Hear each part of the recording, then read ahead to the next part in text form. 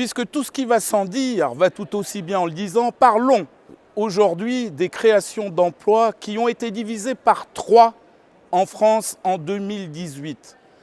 Seulement 100 000 nouveaux postes ont été créés l'an dernier en France contre 300 000 en 2017.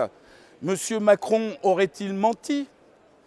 Avec 9,1% de chômage, Macron est un cancre. Loin, et je le prouve, loin derrière les pays de l'Ouest avec nos amis allemands, 3,4% et britanniques, 4%. Nos amis de l'Est, hongrois, 3,7% et estoniens, 5,3%. Ou encore du Nord, avec nos voisins norvégiens, 4%. Pire, bien pire, nous sommes loin des moyennes du G7, 4,5%, de l'OCDE, 5,2%, et de l'Union européenne dans son ensemble, 6,6%. La direction de Pôle emploi, entendez bien, ose dire, c'est un sentiment de fierté qui nous anime tous. SIC, j'ai cité.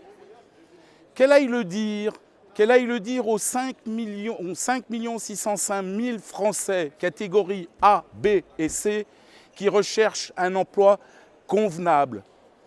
Pire encore pire, selon la Tribune hebdomadaire économique, je cite, « Les questions de l'emploi et du chômage n'ont pas été retenues parmi les 4 grands thèmes sélectionnés par notre gouvernement. » Les solutions ne sont évidemment pas celles envisagées il y a un mois par le gouvernement. Augmenter les prérogatives de contrôle et baisser les effectifs de Pôle emploi de 7% d'ici 2022. Vous l'avez compris, les fonds investis pour le contrôle de nos chômeurs doivent servir à l'investissement, à la relance économique et à la recherche d'emplois convenables.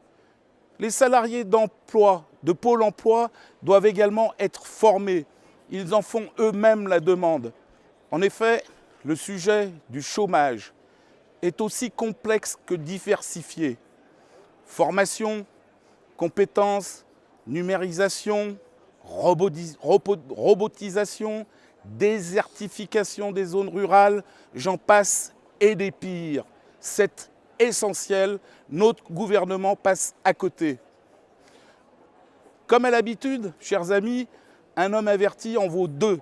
Je vous laisse le soin d'avertir votre entourage et à notre prochain parti pris.